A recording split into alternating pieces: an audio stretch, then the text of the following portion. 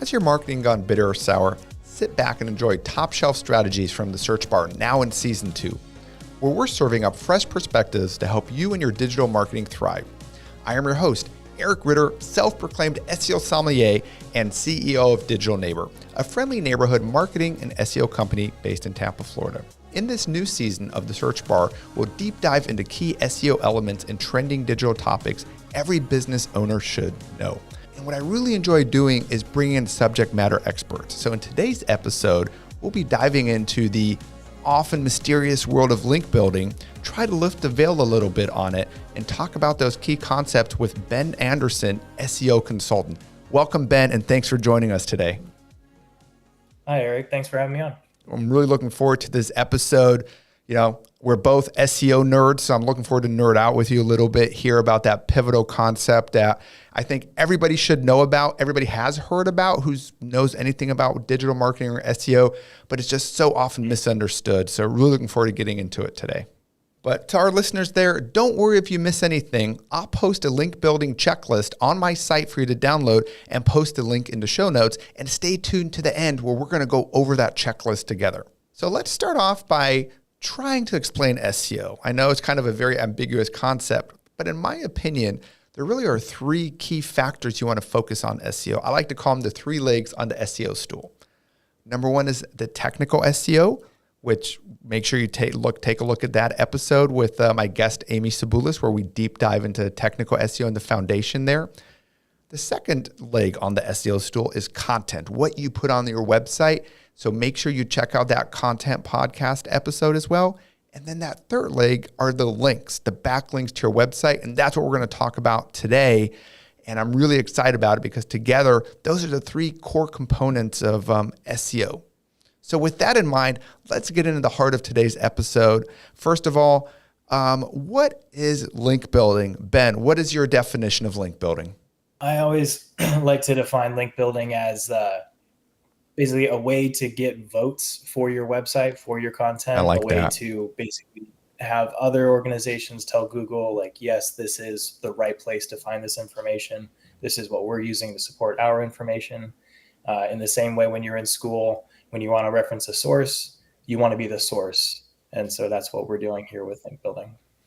Awesome. So I think from a technical standpoint, another way to say it is we're building authority for the website, right? We want to be authoritative in the search engine's mind. And one way to do that is by getting all those backlinks. And I think it's important for us to maybe start with the history of Google, because that's really where backlinking really came from.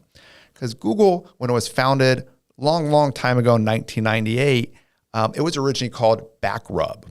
And so Backrub came from the idea that there's something that's more important to a website than just the website itself. So before Google, this good old search engines like Web Crawler, Ask Jeeves, Alta Vista, all those guys just looked at your website and no external factors. So SEO back then was about who updated their website most recently right before the crawler came. So people built bots to understand when did the crawler come through. I need to update right before that. Or they had to stuff the website full of keywords because the search engines back then would look who repeats the keyword on the website the most times, right? And then Google said, well, really what it should be about is how likely is it that I would naturally find this website? If I'm starting my internet search or my internet journey, I'm on one website, I click a link, I get to another website, I click a link, and then I keep clicking links, I'm going to eventually land on your website. So that to them became the key foundation of their algorithm, is who is, as Ben said, voting for that website most often, which one you're going to be most likely to end up on.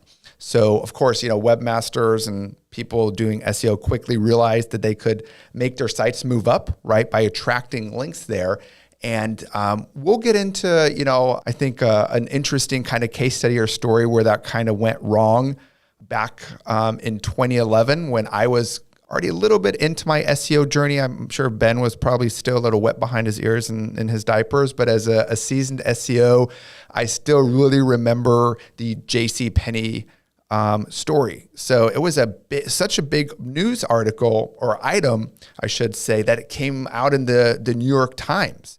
So I don't know, Ben, had you heard about the JCPenney Google story previously? So I had heard it referenced in some conversations about kind of cautionary tales of what not to do and how the industry has changed over time, like same as the keyword stuffing, where it's like, here's stuff that we don't do anymore. But I had not fully heard the whole story before now. So I actually found it on the New York Times, and we'll share that link in the show notes.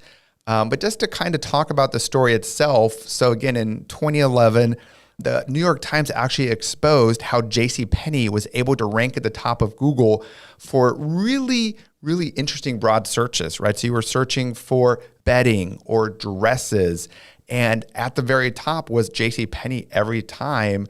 They even came up above Samsonite's own website for branded searches. So if you were looking for Samsonite suitcases, JCPenney came up first, and then Samsonite came up underneath. So every SEO's dream, right, is like, hey, we as a brand are way ahead of even of the products that we're selling ahead of them, right? But like Ben said, cautionary tale, because they did it through some what we call black hat strategies. So what does that mean? JCPenney had an SEO agency, and that SEO agency had a subcontractor for their link building, and that subcontractor built thousands of keyword-rich backlinks from unrelated websites. So what that means is that they went to, maybe a Chinese restaurant website, and they said, hey, I can put a link on that menu, right next to the egg rolls and everything else that just says Samsonite suitcases. And when you click Samsonite suitcases, it went to JCPenney. The way the Google algorithm works, it says, oh, well, that link, that vote to JCPenney says Samsonite suitcase. So they must be really, really relevant for Samsonite suitcases. And in 2011, it really didn't matter what website that was on, because relevancy is something we'll get into later that's really important. But they were able to gamify it and do, again, through these black hat strategies, just get links on all kinds of random websites. And that actually, interestingly, violates Google's guidelines, because that anchor text on those thousands of unrelated sites have no relevance to the term. What happened out of this, right? Why is this a cautionary tale for JCPenney, that we still talk about today? Because Google actually took manual action. So they actually themselves went in and changed the algorithm, didn't change the algorithm, went in and manually took JCPenney down a couple notches, which is something that's unheard of, right? Because Google will now say, oh, it's our algorithm doing this. You hear about, Google core updates and people's websites moving up and down, right? But you never hear about Google saying, oh yeah, we actually went into the back end of search and moved this around. And for brands, what's really interesting is JCPenney was not happy about this, right? So as a brand, as a business, as a company owner, it's really important to understand what your agency is doing, what your SEO consultant, your SEO partner is doing, because you want to have a clear understanding. Are they following black hat methods that might get you in trouble? Or are they doing this in a natural, high quality way? So that's really something to keep in mind. In JCPenney case, this was only the second time that Google took manual action. The first time was a couple years before that, in 2006, when BMW's German website was literally given the death penalty and completely taken out of search results. And it was another really big black hat methodology where they used what's called doorway pages. So the BMW Germany website would look who's coming to the website and would show them a different page. So they would have the user agent, oh, Google's bot is there. I'm going to show them a super keyword rich page with all the terms I want to rank for. But if the user came, it was just a really nice website with a bunch of cards on it. So Google saw that and that's it. You guys are and you guys are going into the penalty box there. Is the juice worth the squeeze on SEO? It's not, if you're going to break the rules and get in trouble like that. So really the lesson for link building there is, and we're going to get into that, which now we're going to talk a little bit about today's landscape of link building, where it's really about quality and relevance of those links. Like I said, if you're on a Chinese menu, website, and you have Samsonite suitcase, that is spammy, and that's not going to hurt. That's not going to help you, right? So you want to be on websites that are super relevant, have a high quality, because Google really values genuine, authoritative links over quantity. So like Ben said, coming back to votes, right? Back then it was just about number of votes. How many votes did I get? I got the most votes, most backlinks. I won, right? Now it's kind of like the Electoral College. Not every vote counts the same. It's really is a difference there what website that's coming from. So Ben, curious how you identify high quality backlinks versus low quality ones now that we've kind of gone through the history and actually gone through a famous case study of where it's gone wrong. Yeah. So generally what I'll look for is on top of the relevance, also that there is any traffic going to the website at all.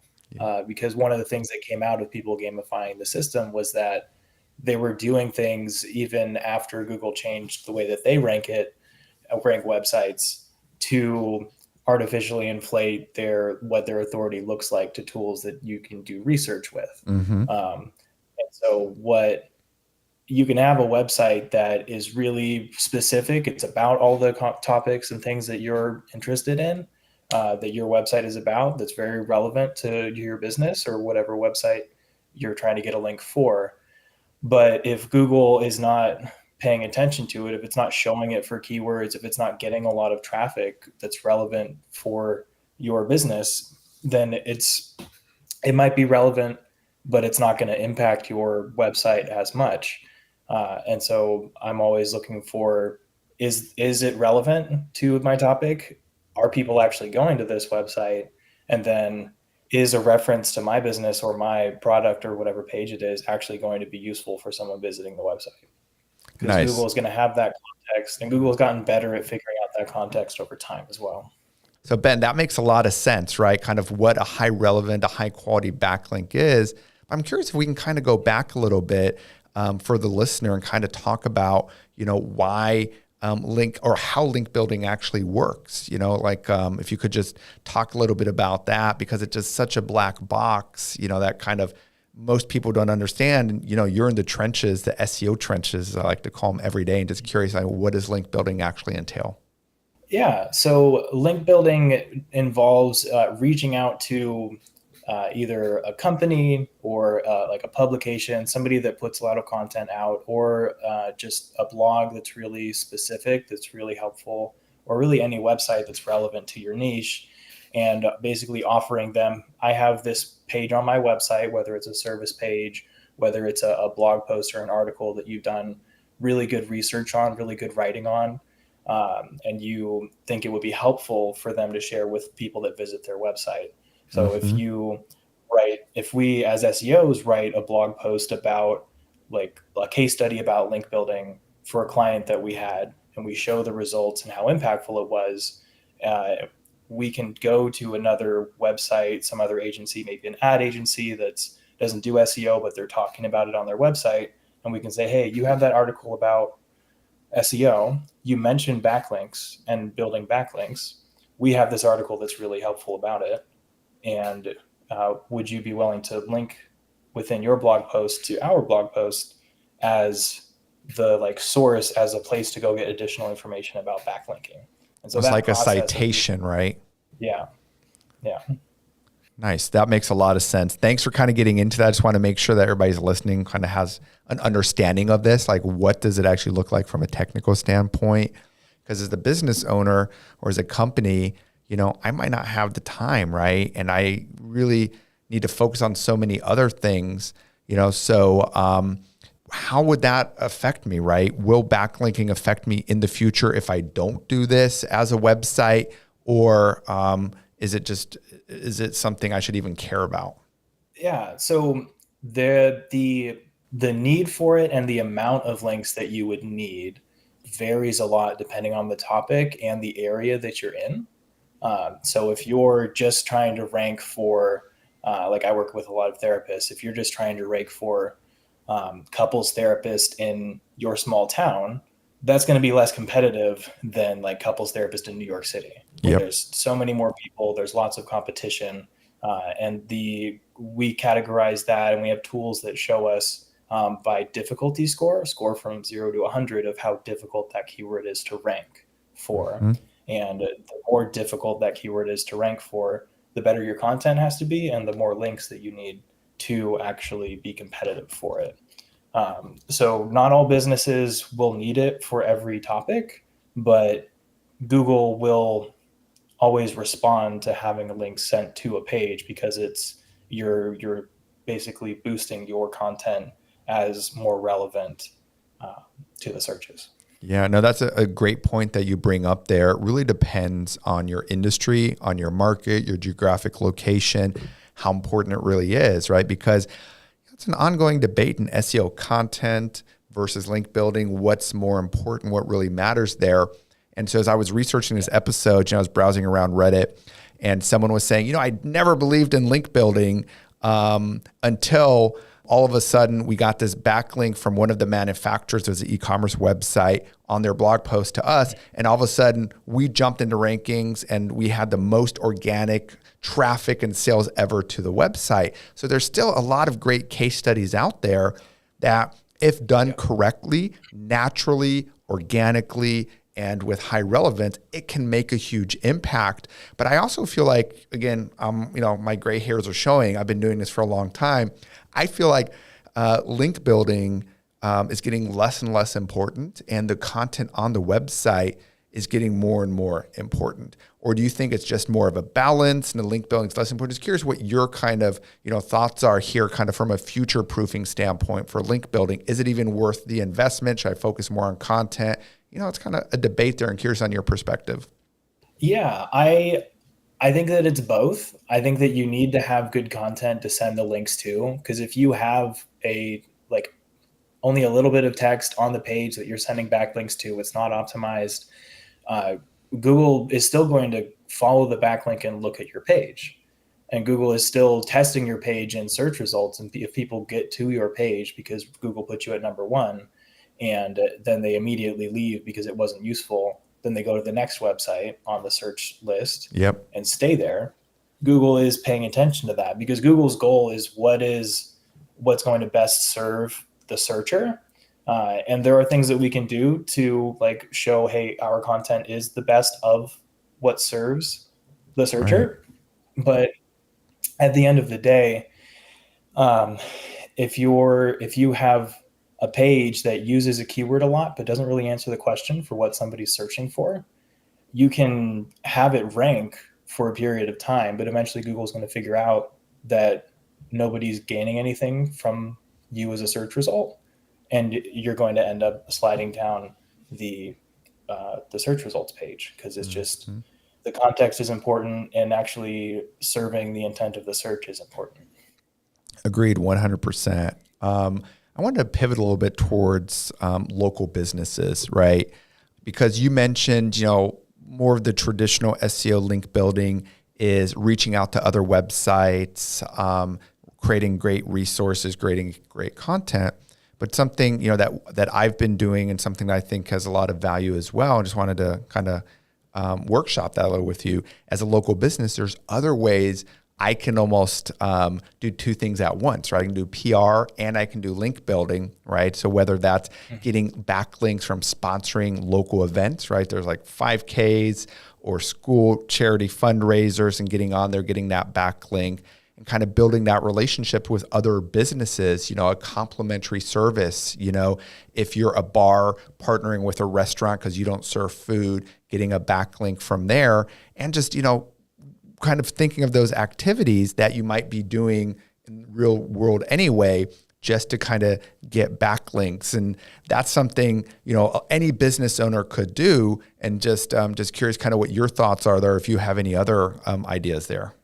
Yeah, that is really important. Because when we think about relevance for a website, it's not just that the topics are about the business that you offer, but when you think about local businesses, it's is the website that I'm getting a backlink from, or so I live in Sacramento, are a bunch of the searches that they rank number one for and get traffic for, do they have Sacramento in the search term?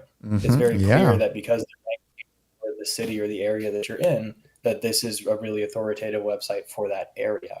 And so that's that specificity we want to look for when we're talking about relevance of a website you get a link from. But then, getting involved within your local community. The backlinks are important, but also Google has an awareness of your brand identity, what your brand is and where it's talked about, even if it's not entirely just in a link, but if it's a local publication that maybe didn't link to you directly, but they mentioned your business by name. Google knows the name of your business. If you have a Google business profile, you have it on your website. And so that's going to contribute, not as massively impactful as a backlink does, but it's a signal to Google that you're a real business that matters in the local area. So doing those things, sponsoring teams, or like a local community college setting up a little scholarship, for those, you got a .edu website backlinking to you. That's no small. It's hyper local because it's only for people in your county or city or wherever it is. I think that makes so much sense. For a local business, I always like to say, if you're a real company, you got to do real company shit online, right? Or a real business, because that's what you would be doing anyway, because Google doesn't know that, right? It doesn't know you have a storefront. It doesn't know that you've been around for 100 years, right? We can see that walking by, but you need to do that online on a digital standpoint, right? So if you've been in business 100 years, you should be on all these websites and everything else, because that's how Google establishes relevancy and establishes authority. So that's almost like a cheat code there is, what could I do in the community with an SEO, my SEO Google goggles on, right? Not just having that great physical location, but what can I have online to have that digital footprint that points back to me, which brings me to local listings and maps, right?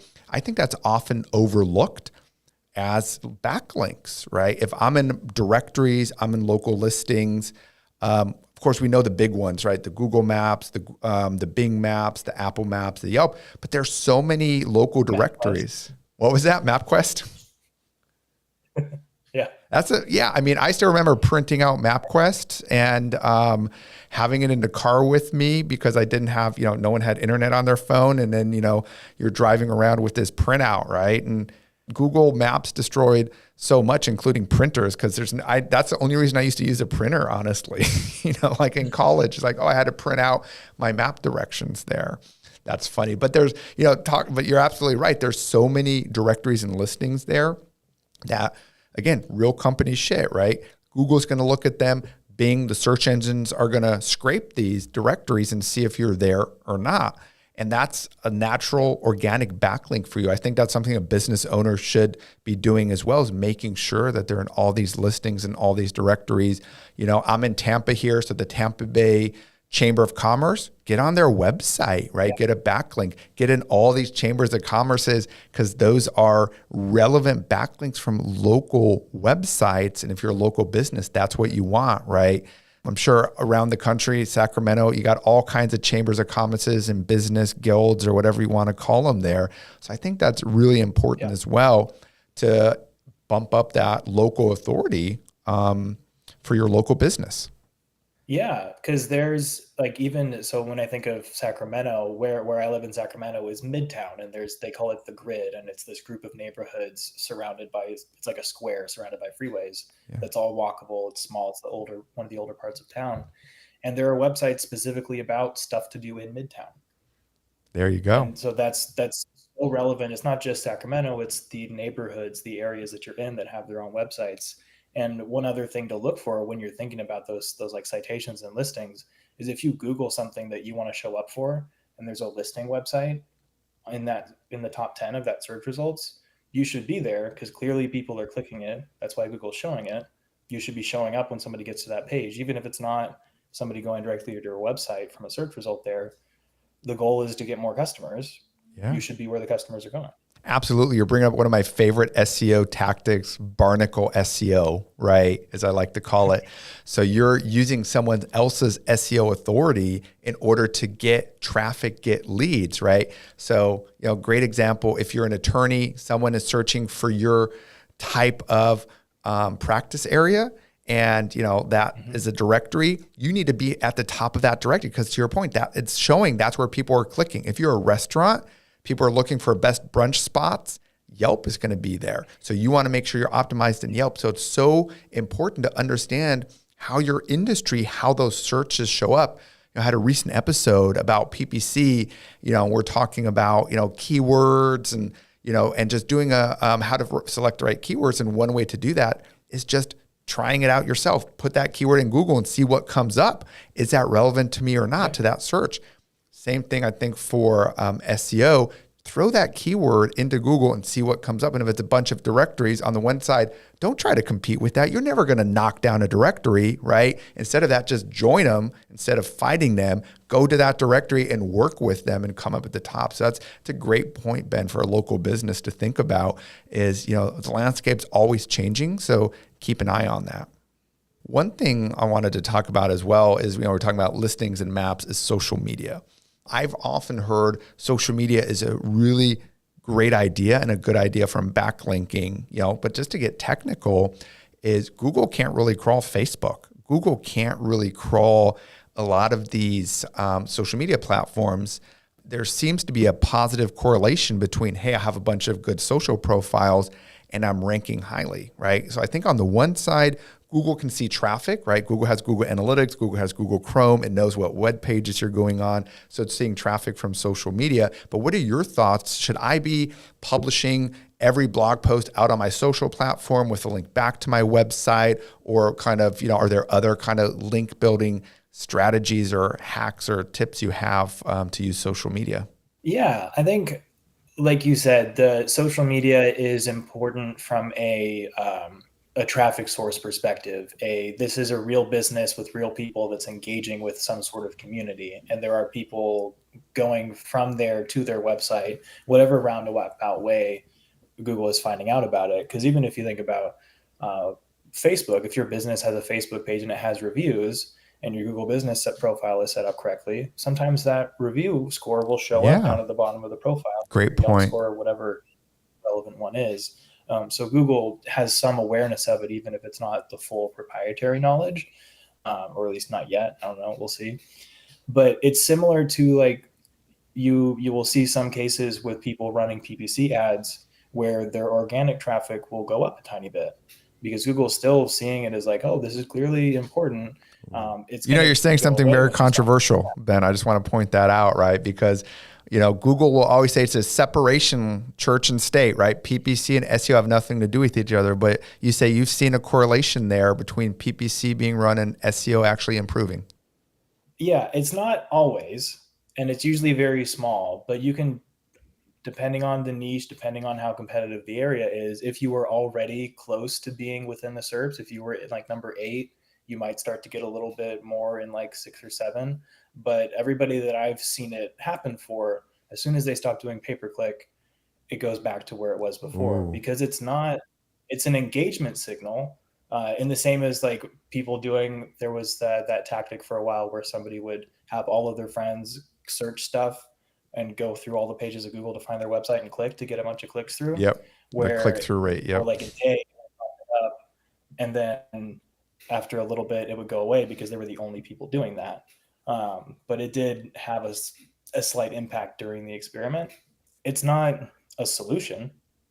It's not your overall SEO strategy, but having signals towards your business can help. And one social media platform, it's not relevant for everybody, but some, depending on how popular the page is and what collections it's on, image backlinks from Pinterest are follow links. Mm-hmm.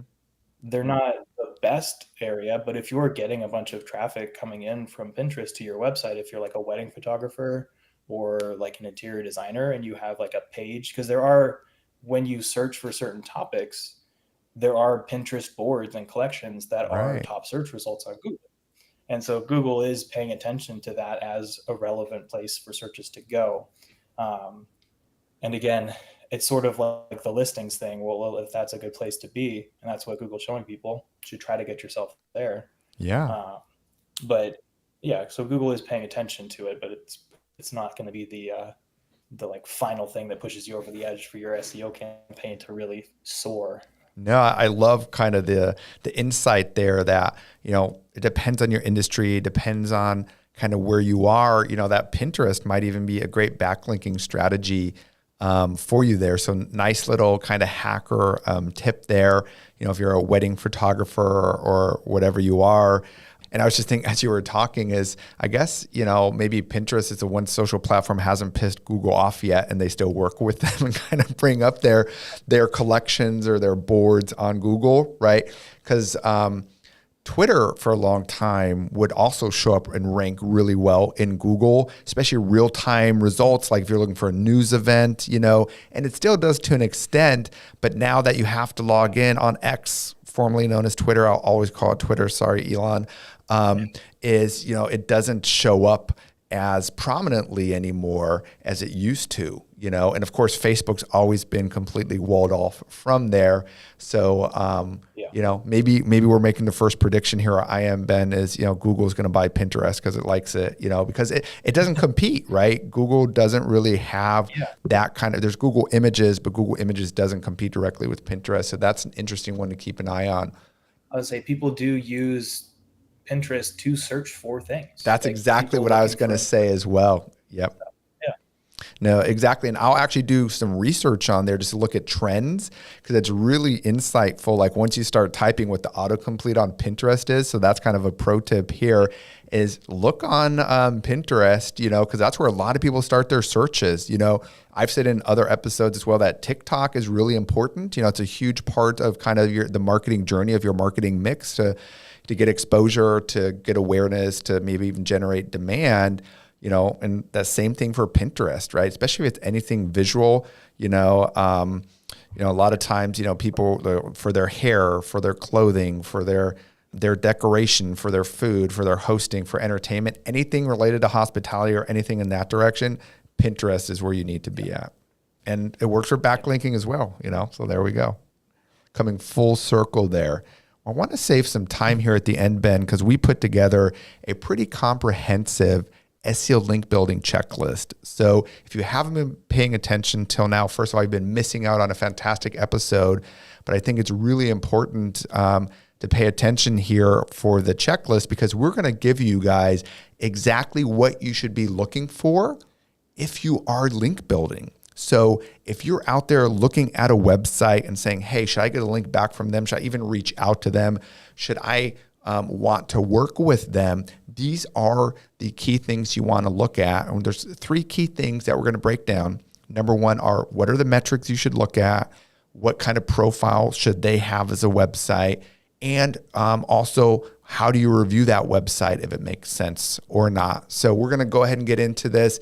And again, you don't need there's not going to be a pop quiz afterwards. No need to take notes. We're going to post the checklist, a link to it in the show notes as well.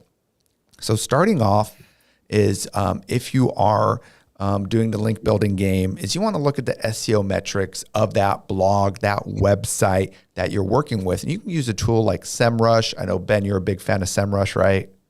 I'm a big fan of Ahrefs. It doesn't matter, right? Both of them kind of do the same job, right? There's different tools out there, but the main takeaway is you want to use a tool to make sure that those metrics are good if you're deciding to work with a website there. And so there's 5 things you want to pay attention to. Number 1 is, how authoritative is that website itself, right? So we're talking about link building to get votes, to increase authority. So you want to work with websites that have some kind of authority. And I know there's different rules of thumb, so we're not going to put any numbers out there. But Ben, I know I've been in conversations with you before that to you, a lot of times, the domain authority, domain rating really just depends on the relevancy for your brand, right?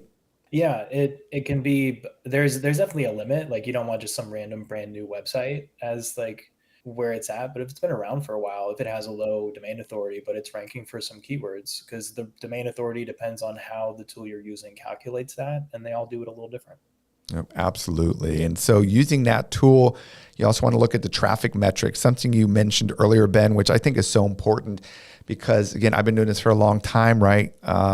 Just look at my beard, a lot of gray hairs in there now, is we used to just look at domain authority, like how authoritative is this website? But now you also want to look at the traffic metrics, right? So you want to understand, is that website actually getting traffic, right? And it's just like doing your due diligence. If you're going to buy a newspaper ad, you want to know their circulation. You want to know how many people are actually reading that newspaper, not just that they're printing a bunch of newspapers or that you can be in that newspaper. It matters that people are reading it. Same on the websites. Are they actually getting traffic themselves, right, to that website? Are people going to see that link? Are people going to click on it? People going to interact with it? Because they might have, faked their own metrics, but they can't fake traffic. So that's really something to look at. So thank you for pointing that out earlier as well, Ben. Another thing to look at is, again, you're using a tool. So if you're looking at a backlink and you're evaluating it, you can see, how their rankings have been, right? So if it's a website that's authoritative on a certain topic, right? If you're a dentist and this is a dental blog, right? Look at their keywords. Have they been ranking well for, whatever it is, for dentist resources or for dental hygienist jobs, whatever that website's been ranking for, has it been doing that consistently, or did it all of a sudden drop off, or did it pop up out of nowhere? Because that's an indicator that they've been doing something spammy. You want to make sure that that website you're working with is kosher as possible, because Google's going to see that as well. They're going to see you're working with a website that's been doing a lot of bad things there. So that's why number 3 is we call it no cliffs in rankings. Number 4 is what country or even region is bringing in the most traffic, right? So again, we talked about local directories, local websites, like you mentioned, things to do. Was it Midtown that you mentioned, Ben? Things to do in Midtown Sacramento, right? That's great. But are the people actually from Midtown Sacramento, California, come to that website, or did they build this website and all the traffic's coming from India? Because that's a huge red flag. So you want to make sure that the country or the region that is driving traffic there is relevant to you and your audience as well. And then finally, number 5 for the SEO metrics is also looking what keywords are they ranking for. So we kind of talked about the cliffs going up and down, but also what's the relevancy? So if you're a managed service provider, an MSP, and you're trying to figure out, should I work with this website? Is it worth getting a backlink for them? Are their top ranking keywords anywhere near related to IT services, managed services there, or anything cybersecurity, whatever you're trying to do? Or is it a website telling you about how to grow flowers in Texas? That's something that's not going to be as relevant to you. So that's something to pay attention of, looking where their keywords are. So again, you can use SEMrush, you can Ahrefs it, but make sure you're following those 5 principles when you're evaluating a website. That was number 1. Number 2 is the link profile. So might be a little bit confusing because we're talking about link building, but when you're link building, you need to evaluate the link profile of the website you want to work with, right? That's so important because, like I said, that was Google's original mission, is understanding how websites are connected, how they're linking back and forth. So the website that you're working with needs to have a good backlink profile, the links that are coming in there, because they're passing on that juice to your website. And if they have all bad backlinks, they're passing on those bad backlinks to you, right? So you want to make sure that you know who they're working with, right? So it's just like, if you're going to kiss someone, you want to know who they kissed before you, because, if they kissed someone who isn't, really kosher, you need to be careful there. And the same thing with backlinks. You want to make sure that the backlinks that they're getting to their website are really high quality and relevant there. So what are the things you want to look at for the backlink profile if you're evaluating a website? You want to understand, where are their links coming from? Again, is it a bunch of .ru's, a bunch of Russian websites, or is it a bunch .coms for commercial websites? Also, what are the anchors that are coming in?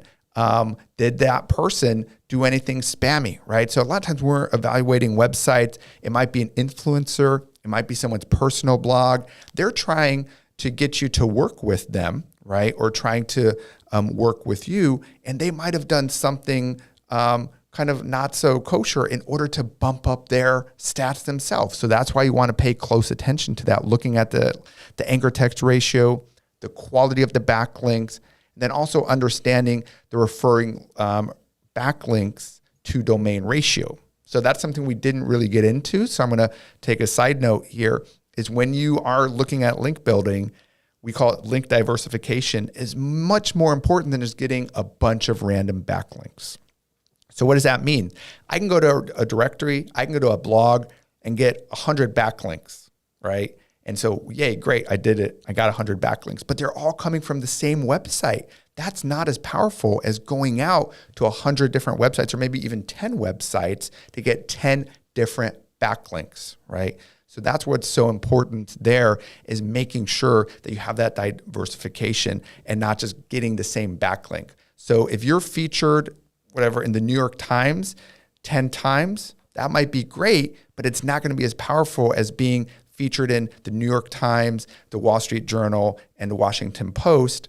Even if it's 3 backlinks, I promise you it's going to be more impactful and more powerful than 10 mentions in the New York Times. So that's my SEO tip for you if you're trying to get into newspapers there. One of the things along with that, when you talk about the like more traditional news publications, is there is a level to where the authority and the relevance of the website. So when you get to something like New York Times or Forbes, because when we look at smaller websites to get backlinks from, we want it to be really niche and specific. But the more authoritative the website is, it's still good to think about it and to go for opportunities. Like TechCrunch is a good example, where if you're a tech related company, like that's high authority and it's very niche specific. It's about tech companies and tech topics. But with Forbes or Washington Post or Wall Street Journal, though, being a regular contributor to those, somebody that is a source, that is a certain level of authority. So it is helpful. Like one of those links is going to be probably more impactful than the like 30 domain authority website that's just about the specific niche topic. Like there's probably going to be a bit more impact, but there's definitely a limit to that. But those writers also, like if that's a relationship you can build, sometimes they freelance and write for another publication later on, or if they move around, you want to be that reliable. Yeah. So, and that's one of the secret sauces, or one of the ingredients, let me say it that way, of the secret sauce to link building is building relationships, right? Because you have an author who writes for one publication, he might have friends that write for other publications. So you want to build out that network. Because when you talked earlier about link building, how it works, it's a lot of blood, sweat, and tears, a lot of manual labor, reaching out, getting to know people, etc. So one of the great ways to do that and kind of have a shortcut there is work with authors that know other authors that might write for multiple publications, and you can build a great relationship with. You kind of touched on the relevancy. So that's the third and final point, is when we're evaluating websites, is actually reviewing the website. So a lot of times that doesn't happen during link building. I've seen that plenty of times where people don't look at the relevancy of the website. Does it even make sense? You know, the purpose of the website, what was it even built for? And what is the content on that website? Those are all 3 things you really want to focus on, right? So the relevancy, you know, does the site focus on a singular set, or is it just a variety of things, right? So sure, like Ben said, the New York Times doesn't write about one thing, right? It's about a bunch of different things, but it has such high authority that it doesn't matter. And that's a great example of a website, you know, that might not be super relevant to you. I'm not even in New York, right? But still it has great authority. One that kind of marries both of them together, whoops, I'm going to take the microphone with me here on this one, is TechCrunch, right? TechCrunch is a great example because it's technology, specific relevancy, but also has high authority. So those are kind of the holy grails that you want to get to, is finding those that kind of match both of those, as relevancy and authority there. But in my mind, I think relevancy is more important. That's what the JCPenney study showed us. You know, if you're showing up on websites that have nothing to do with your website, Google used to penalize you. I think the current school of thought is that Google now just ignores that link, right? Because again, JCPenney is working with an SEO agency that has a subcontractor. That subcontractor probably has 12 other subcontractors.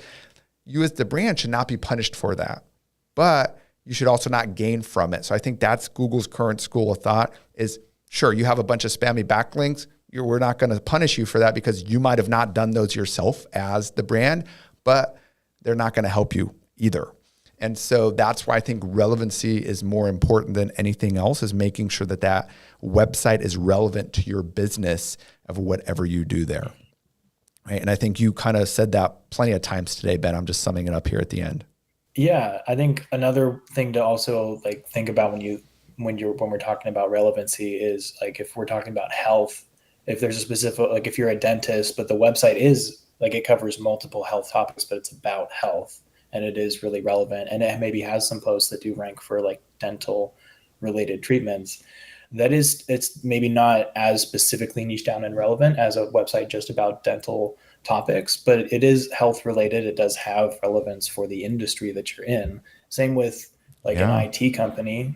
If you're looking at an IT, like a cybersecurity website or blog, or like again, a tech news type publication, you're also a solution for businesses. You have pages about how your tools Yeah. or your services will help a small business or a medium business or whatever. So looking at websites about businesses that are teaching businesses how to like you take advantage of different resources, things they need to think about. That's still relevant, even though it's not IT. It is about business, and you are talking. You're a B2B company, Right. so that is relevant to what you're doing.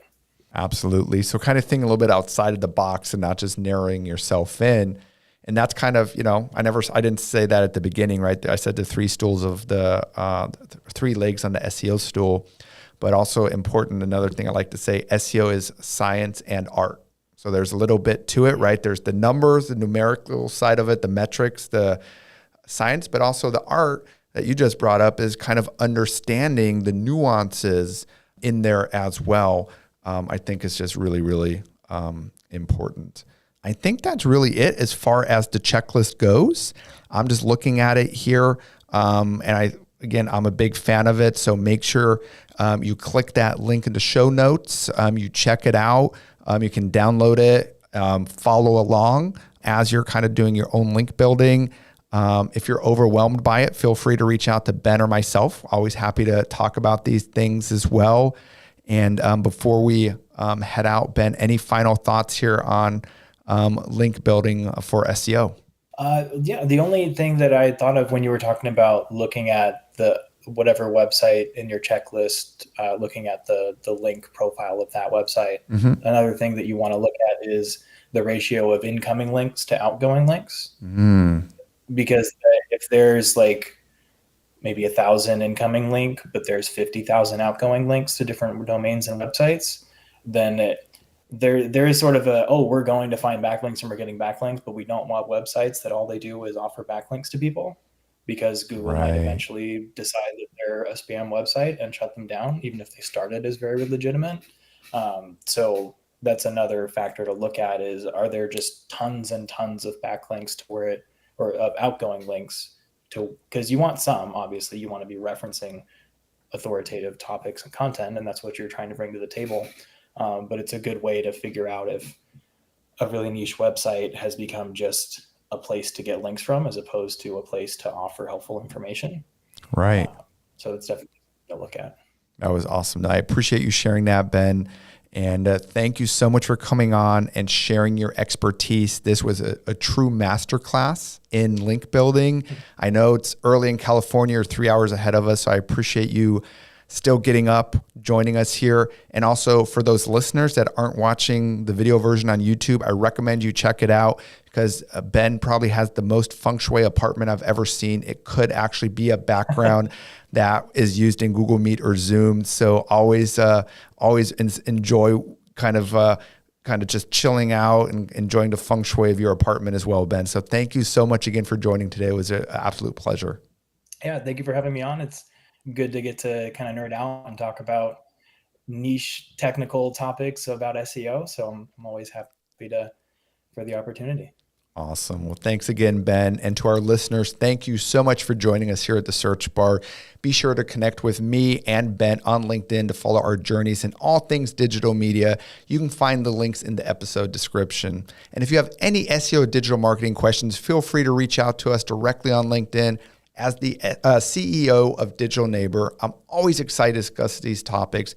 And before you go, I'd love if you could leave a review of the podcast, whether it's on Apple Podcast, Spotify, or wherever you get your podcast. I promise I will read every single review on a future episode and give a shout out to all our listeners. Your feedback helps me improve and keep the conversation going. I really hope we've filled your glass with digital wisdom today and look forward to having you join us on the next episode of The Search Bar. Cheers.